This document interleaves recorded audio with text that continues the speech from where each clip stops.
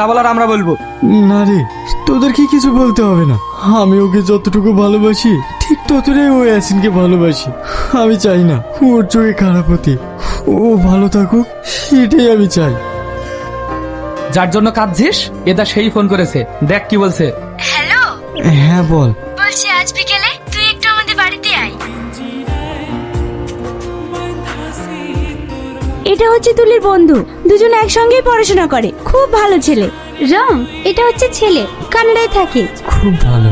শুধু ভালো বলেই হবে না, বন্ধুর বিয়ে, বিয়ে সব কাজ কিন্তু তোমাকেই করতে হবে। ঠিক আছে আন্টি, আমি আসছি। কি ব্যাপার, তুই কাঁদছিস কেন? কাঁদছি না তো।